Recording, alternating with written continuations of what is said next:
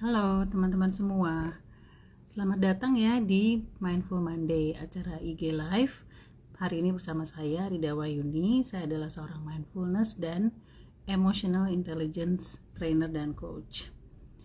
Sambil menunggu teman-teman yang lain datang, saya ingin memberikan pengumuman ya, bahwa tanggal 4 September hari Jumat malam jam 19.30 nanti saya mengadakan latihan mindfulness free jam 19.30. Silakan daftar melalui DM ya di Instagram saya. Tulis aja DM, saya mau ikut latihan mindfulness free di hari Kamis malam tanggal 4 September jam 19.30. Oke, welcome, udah ada yang datang ya Kak Rizka. Terima kasih ya sudah datang. Senang sekali bisa bertemu dengan teman-teman di malam hari ini. Semoga semuanya dalam keadaan sehat, dalam keadaan aman, ya tidak terdampak secara besar ya dari kondisi yang sedang terjadi sekarang. Malam ini kita akan bahas sesuatu yang relevan ya dengan keadaan yang sekarang. Tadinya saya mau membahas tentang bersyukur, cuman ya tadinya udah di set ya hari Senin mau ngomong soal bersyukur. Ternyata terjadi kondisi yang sangat memprihatinkan ya, demonstrasi di mana-mana, ada kerusakan dan sebagainya. Jadi saya ubah sedikit ya temanya nih, mungkin bukan bersyukur tapi bagaimana kita bisa menjaga rasa positif kita, ada apresiasi tetap terhadap yang baik, dan bagaimana kita tetap merasa optimis ya. Halo Kak Umi, welcome ya.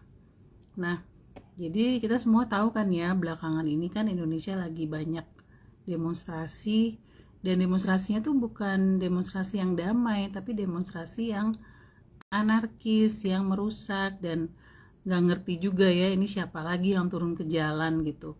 Udah ada korban jiwa, banyak kerusakan, pasung, dan itu tentunya bikin kita jadi khawatir. Aduh gimana ya, jangan-jangan kejadian lagi gitu yang demo-demo yang akhirnya jadi kerusuhan. Dulu kan pernah ya, ada nggak di sini teman-teman yang ngalamin? Kita jadinya cemas gitu, nih kira-kira keamanannya bisa terjaga nggak? Negara ini bisa stabil apa enggak? Gimana lagi nanti keadaan ekonomi dan sebagainya. Jadi memang wajar banget ya kalau sekarang ini kita ngerasanya tuh sedih, cemas, mungkin marah juga ya, geram juga gitu. Memang banyak hal-hal yang kita rasanya tuh nggak pantas ya, pejabat negara kok melakukan hal-hal yang ya udah deh, kita tuh banyak yang mengelus dada gitu. Nah terus kita tuh mesti gimana nih sekarang nih sebaiknya? Karena kalau misalnya kita berpikirnya selalu juga dengan kemarahan, kebencian, kita ikut provokasi, ikut menyebarkan berita-berita yang bikin marah, bikin cemas, itu kita bukannya jadi bagian dari solusi ya kan? Kita jadi bagian dari masalah. Nah, cuman gimana nih caranya supaya kita bisa jadi bagian dari solusi gitu. Dan kita kan juga lihat ya, ada teman-teman kita, mungkin ada anak-anak kita turun berdemonstrasi dengan damai karena kan mereka ingin perubahan, dan mereka tuh mewakili kita semua untuk membuat perubahan yang lebih baik nih. Jangan ada pemborosan, jangan ada korupsi dan sebagainya. Tapi ada juga ya yang turun ke jalan tuh kayaknya tujuannya memang mau mengacau. Nah di sini nih yang kita perlu berpikir lebih jernih ya, supaya kita tidak kesulut terprovokasi sama orang-orang yang ingin mengacaukan negara ini gitu. Jadi gimana nih kita ya cara menyikapinya? Nah teman-teman masih ingat nggak, saya pernah kan ya ngebahas teknik di sini namanya CORE ya, CORE. Saya pernah bahas ya di IG Live sebelumnya. Saya rasa itu masih applicable ya di saat ini gitu. Jadi CORE itu singkatan dari yang pertama tuh create stillness, artinya kita jeda dulu, diem dulu, jangan terlalu reaktif dulu. Kemudian O-nya tuh observe. Jadi observe itu coba deh kita memperhatikan diri kita nih, pikiran kita tuh mikir apa, mulai kan ikut marah-marah, ikut sebel, ikut ya begini dan sebagainya. Jadi pikiran kita langsung rame, emosi kita juga jadi ikut marah kan, gampang jadi tersulut juga ya, karena melihat misalnya kemarin ada pejabat yang bilang masyarakat tuh tolol gitu ya. Nah, itu saya ngeliatnya juga geram gitu ya, kok kayak gitu sih ngomongnya, bahasanya gitu pakai kata-kata tolol gitu. Nah kemudian R-nya itu reframe. Reframe itu setelah kita bisa menenangkan diri, cara berpikir kita kalau bisa kita ubah. Jangan hanya melihat dari sudut pandang yang tadi, yang bikin kita emosi tadi gitu ya. Coba cari sudut pandang yang lebih memberdayakan.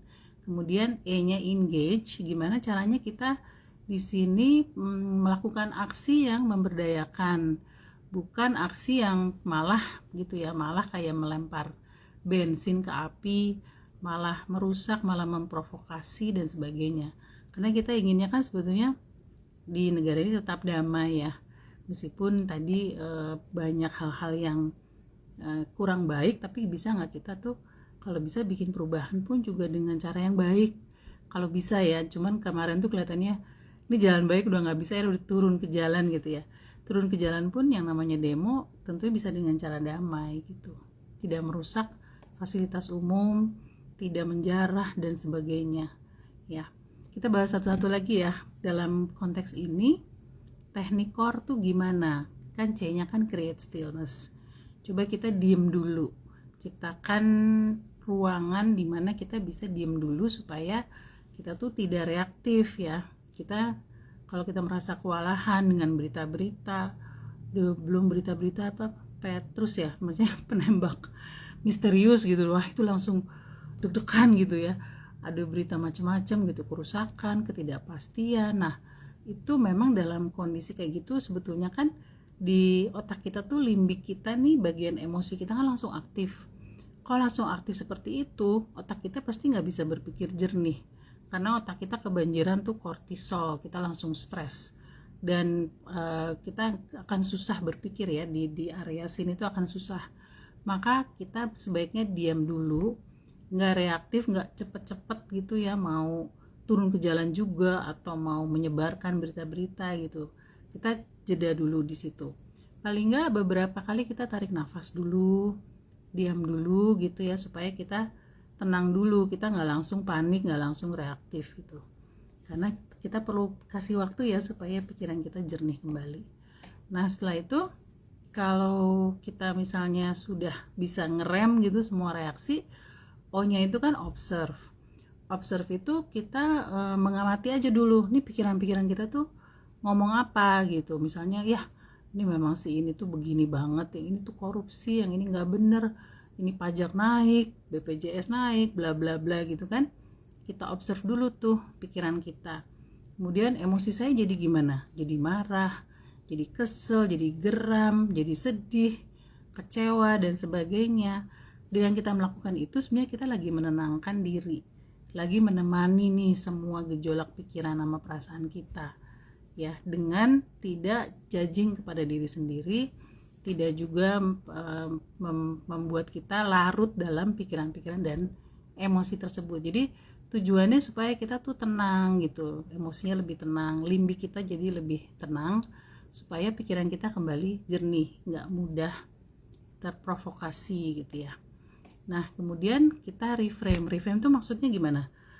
Ada nggak sih hal-hal yang tadi kita fokus banget ke yang negatif-negatif, mungkin ada hal yang kita miss ya, ada hal yang baik nggak sih yang muncul dari kondisi ini gitu ya.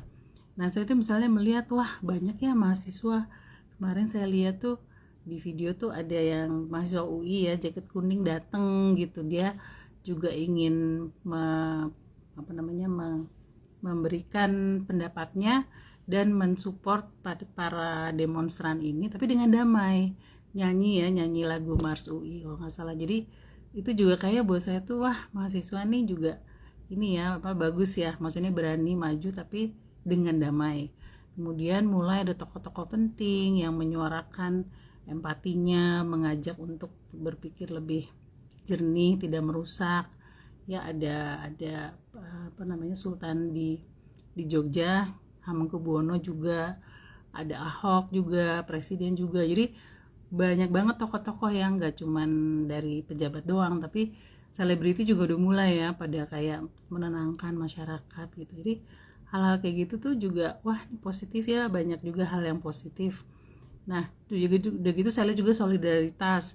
Ada yang ngirim air minum, ada yang ngirim makanan kepada para protester ini. Tapi ya tadi ya dengan damai, jadi dikasih bantuan-bantuan gitu, solidaritas ini. Terus kemarin juga banyak banget acara Zoom buat ngajak ayo meditasi bareng, kemudian doa bareng ya, karena tadi ya suasana panas tuh di negara nih, kalau misalnya kita juga banyak yang tenang, kemudian kita bermeditasi, berdoa, itu juga mempengaruhi gimana gejolak di negara kita. Jadi hal-hal kayak gitu tuh bikin kita bisa lebih menumbuhkan, kita kayak apresiasi juga ya, ada syukur juga bahwa oh banyak juga kok hal-hal baik gitu yang muncul dari peristiwa-peristiwa ini ya, banyak. Jadi nggak cuman yang buruk-buruk aja, yang sedih-sedih aja, tapi ternyata banyak juga ya yang positif gitu di sini. Nah itu jadinya kita kan jadi punya harapan, punya optimisme juga bahwa oh bangsa kita tuh nggak anarkis semua kok, banyak juga gitu yang apa namanya, yang baik, yang teratur, yang nggak mau merusak tuh ternyata banyak juga gitu ya. Nah jadi saya senang juga sih ngelihat banyak yang punya udah kesadaran tinggi gitu ya. Tadi ada ketua RW gitu yang ngajak warganya, jaga nih semua nih apa Alfamart, Indomart jangan sampai dijarah, katanya gitu ya. Jadi warganya tuh malah diajak untuk jaga nih, jaga aset-aset, jaga toko-toko jangan sampai punya warga dirusak gitu. Dan itu buat saya tuh sangat-sangat bikin saya wah seneng banget ya, maksudnya masih ada hal-hal baik dan kita jadi bisa lebih optimis. Tapi ini bukan berarti ini toxic positivity ya, bukan terus kita cepet-cepet mikir positif tapi mengabaikan bagaimana sedihnya kita. Tadi kan di langkah yang sebelumnya kan kita udah menerima perasaan kita, kemudian dengan kita menerima maka kita menjadi lebih tenang. Pada waktu kita sudah menerima perasaan dan lebih tenang, maka kita jadi bisa ngelihat tadi yang positif-positif tadi. Tapi kalau kita masih marah udah gitu kita bilang tapi kita harus bersyukur loh gini-gini, itu tuh malah itu yang namanya toxic positivity ya, tidak menerima di awalnya tuh bagaimana perasaan kita tadi ya, sedih, kecewa, marah dan sebagainya. Memang kalau mau nanya, mau diskusi silahkan ya, tulis aja di komen.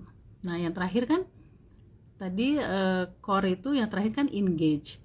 Apa ya kira-kira action yang bisa memberdayakan, yang di sini yang di bawah kontrolnya kita, karena kan banyak hal-hal yang di luar kontrol kita. Kayak itu ya, misalnya ya udah demo yang di secara luas terjadi ya di kota-kota besar tuh banyak yang di luar kontrol kita. Tapi yang bisa di dalam kontrol kita, misalnya kalau yang memang teman-teman yang aktivis turun ke jalan tapi menjaga kedamaian misalnya gitu ya, tidak merusak, menjaga juga orang lain ya supaya orang lain tidak melakukan kerusakan misalnya gitu.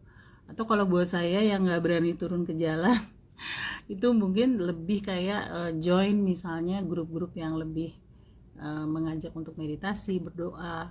Atau sekarang juga saya lihat ada posko gitu ya, posko yang mereka menyumbang makanan minuman, itu menerima juga sumbangan-sumbangan kalau mau menyumbang makanan minuman buat para demonstran yang damai gitu ya, yang melakukan aksinya dengan damai. Jadi banyak juga ya aksi yang bisa kita lakukan yang lebih memberdayakan, tapi tidak membuat kondisi jadi lebih rusak gitu ya.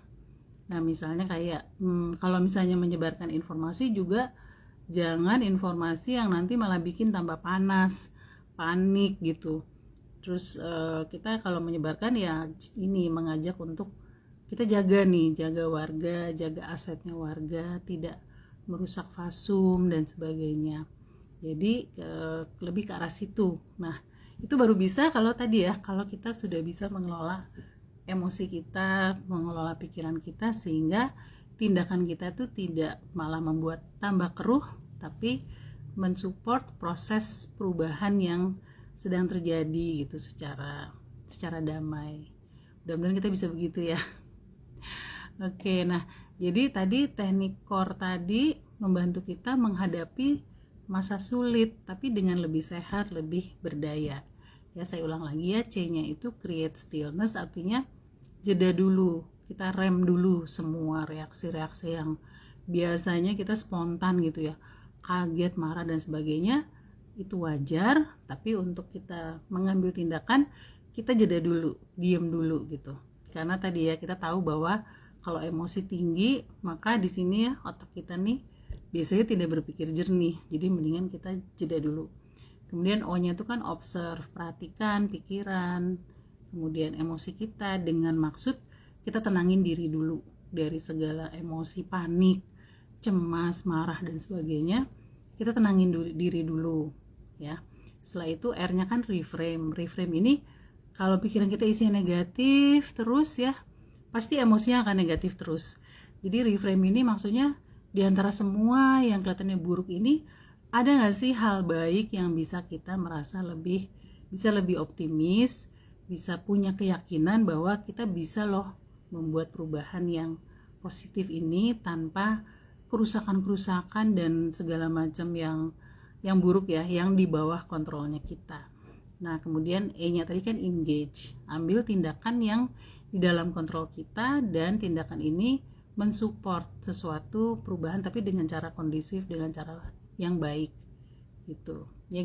Jadi saya mau ngajak di sini teman-teman buat yuk kita coba yuk, kalau misalnya mau membantu ke arah perubahan yang baik, kita lakukan yang di bawah kontrol kita, tapi juga yang prosesnya itu bukan menambah bensin ke dalam api. Apalagi kita tahu ya, masyarakat kita banyak juga yang mudah terprovokasi. Jadi kalau bisa kita yang bagian yang jangan yang di situ ya, tapi kita malah menahan supaya semuanya masih tetap berpikirnya dengan jernih gitu ya. Nah jadi tetap nih sebenarnya topiknya masih ada hubungannya ya sama bersyukur, dalam arti bagaimana kita tetap ada apresiasi, bagaimana kita bisa tetap melihat ada sesuatu yang positif yang muncul dari sini, dan dengan ini kita jadi tetap punya harapan sama optimisme, dan kita juga jadi masih punya semangat nih untuk berkontribusi untuk mendukung perubahan positif yang sedang terjadi gitu. Jadi masih banyak orang baik ternyata ya, masih banyak juga yang mau gitu berkontribusi dengan cara yang betul, masih banyak kesempatan, masih ada jalan untuk masa depan yang lebih cerah. Jadi dengan kita tadi ya, dengan gratitude, dengan apresiasi, kemudian optimis, kita tuh punya kekuatan, punya semangat untuk tetap bangkit gitu ya, bukan tenggelam dalam rasa takut, tapi ada harapan, optimisme, supaya kita juga nanti akhirnya tindakan kita menjadi lebih konstruktif. Bener nggak teman-teman? Nah, jadi saya ingin ngajak nih teman-teman di sini kita refleksi ya. Kalau teman-teman melihat apa hal baik yang masih bisa teman-teman lihat dalam tadi kejadian yang banyak ya, yang banyak yang kayaknya mengerikan, menakutkan, kalau dipikirin tuh kayaknya masa depan tuh gimana ya, itu di tengah-tengah itu masih bisa nggak ngelihat ada nggak hal positif yang masih bisa dilihat tadi ya, masih ada gitu dah, ada nggak sih sesuatu yang kita masih bisa apresiasi gitu. Dan kemudian buat kita semua ya, termasuk saya, apa ya yang bisa kita lakukan, dan kita lihat sih memang bahwa nih banyak hal-hal yang nih nggak bener gitu, tapi kemudian bagaimana nih kita mendukung supaya perubahan yang positif itu bisa terjadi. Kan kita lihat udah mulai ada perubahan, udah mulai ada pejabat yang dinonaktifkan gitu, berarti kan dengan seperti itu ternyata mulai ada perubahan ya. Jadi kita apresiasi juga di situ. Oke, nah jadi yuk kita pikirin sama-sama ya, apa yang sama-sama kita bisa lakukan. Nah, ada yang mau di sini berkomentar atau bertanya, silakan ya. Nah, jadi saya mengajak teman-teman yuk kita tetap berpikir yang jernih, dengan hati yang sejuk, tidak panas terus gitu ya. Nah, ini mungkin ada juga nih yang nanya ya. Ini saya udah mencoba nih untuk menenangkan diri, sudah latihan, udah meditasi, udah berdoa gini-gini, tapi rasa cemas sama sedihnya nih gak hilang gitu. Gimana ya? Bisa gimana lagi gitu, karena kan nanti berita datang lagi apa gitu. Ternyata kan anak saya juga sekolah di rumah akhirnya ya. Nah hari ini masih tuh berlaku kayak jam malam gitu kan, itu jadi deg-degan lagi, aduh masih ada jam malam nih, jangan-jangan ada apa lagi nih malam ini. Jadi besok mereka masih sekolah di rumah kan. Nah itu akhirnya saya pikir ya udah deh, memang ini wajar emosi kita yang ngerasa cemas, sedih. Kalau dia ada, it's okay, itu wajar gitu. Memang kita perlu kasih izin diri kita buat mengizinkan emosi-emosi ini hadir. Jadi kita boleh diem dulu gitu ya, untuk menyadari, mengizinkan ya memang nih rasa cemas sedihnya memang masih ada, nggak apa-apa. Jangan kita usir, jangan kita tekan gitu, nggak apa-apa gitu. Nanti dengan perasaan itu masih ada, tetap kita take action ya buat melakukan self care. Misalnya ya udah deh, saya bisa apa ya, mungkin saya bisa mandi air anget, saya bisa misalnya jalan kaki sebentar, saya bisa ngobrol dulu sama temen gitu. Jadi nggak diem dalam emosi tersebut dan larut, tapi kemudian kita lakukan hal-hal yang bisa kita jadinya merasa lebih tenang gitu ya. Jadi wajar kalau kita pastilah masih merasa cemas ya, karena kondisinya belum stabil. Nah terus mungkin teman-teman di sini juga ada yang masih geram gitu ya, marah banget nih sama pemerintah, kok kayak begini. Tapi ya di luar, kita tuh susah untuk bagaimana ya, di luar kontrol kita ya. Terus bagaimana saya mau punya optimisme gitu kalau ngelihat pemerintah seperti ini. Nah ini juga, marah juga sesuatu yang wajar ya, begitu melihat ketidakadilan, melihat korupsi, itu pasti geram gitu. Jadi kita perlu menerima itu juga ya, ini bahwa saya merasa marah, saya terima bahwa saya merasa marah. Nah kemudian kembali ke pikiran kita ya, oke ini memang ada yang seperti ini, tapi ini di luar kontrol saya. Jadi apa ya yang saya bisa hargai di hari ini ya, karena ini kan di luar kontrol saya. Apa yang saya bisa lakukan paling enggak untuk diri saya, supaya hari ini saya jangan moodnya jelek terus gitu tadi ya. Jadi bukan berarti kita nggak boleh marah, tapi kita cari ruang untuk supaya kita bisa berbuat tetap hal-hal yang kita perlu lakukan ya. Jadi tidak tenggelam dalam rasa marah tersebut ya. Ada nggak di sini juga ya yang merasa kayak nggak berdaya, aduh kayaknya nih mau ngapain juga percuma deh, saya nggak punya kuasa untuk merubah apa yang terjadi di negara ini, jadi gimana mau berharap gitu ya. Ya itu memang banyak hal-hal yang di luar kontrol kita. Tapi itu kalau kita mau membangkitkan dari diri kita nih ya sesuatu yang positif, ya kita timbulkan harapan paling nggak untuk sekeliling kita dulu gitu. Bahwa misalnya, aduh saya tuh seneng ngelihat anak saya meskipun sekolahnya online, dia rajin loh, dia mau belajar gitu ya, tertib di depan komputer gitu misalnya ya. Jadi kita take care area kita dulu aja, sekeliling kita dulu, misalnya di area RT RW kita gitu ya, mungkin ya apa yang dalam kendali kita. Kayak tadi yang Pak RW yang tadi, dia tuh ngajak warganya jaga semua Indomaret, Alfamart, semua yang kayak gitu, Fasum tuh dijaga, jangan sampai ada yang masuk terus merusak misalnya. Nah seperti itu kan sebetulnya sangat-sangat positif ya. Jadi kita nggak terlalu mikirkan hal-hal yang memang nggak di dalam kontrol kita, tapi kita menjaga yang di area terdekat kita, orang-orang terdekat kita. Itu akan menimbulkan harapan juga ya, optimisme gitu. Nah terus kalau misalnya ada yang bertanya nih, iya nih saya tuh bisa sih mau sih melihat hal-hal yang positif, tapi rasanya nggak enak juga ya, bersalah juga ya, banyak banget yang kehilangan tadi ya, misalnya kayak yang ojol yang meninggal, itu kan sedih banget. Masa kita ini sih berpikir positif, bersyukur, kan nggak enak sama keluarga yang kehilangan warganya, kehilangan, kemudian mungkin tokonya dijarah, rumahnya dijarah gitu ya. Nah itu memang manusiawi juga, tapi sekali lagi ya, itu kan di luar kontrol kita ya, bahwa ada rumah yang dijarah, ada Fasum yang dibakar, ada yang meninggal. Ya tetap kita mendoakan ya, supaya semua yang sudah menjadi korban itu kemudian menjadi lebih baik ya. Tapi tadi kemudian kita reframe lagi sih kembali, apa ya yang di dalam kontrol saya tadi, bagaimana kita bisa bertindak dan bisa involve secara positif ya. Kita misalnya mau membantu ya, membantu keluarga, mungkin ada ya channelnya gitu untuk membantu keluarga yang kemudian mengalami tadi ya kehilangan keluarganya, atau misalnya kehilangan barang-barang berharganya.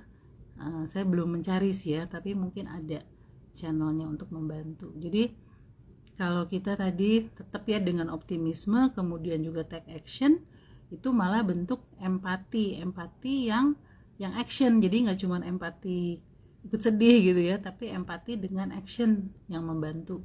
Kira-kira apa ya? Oke, nah terus apa lagi ya yang kita bisa lakukan?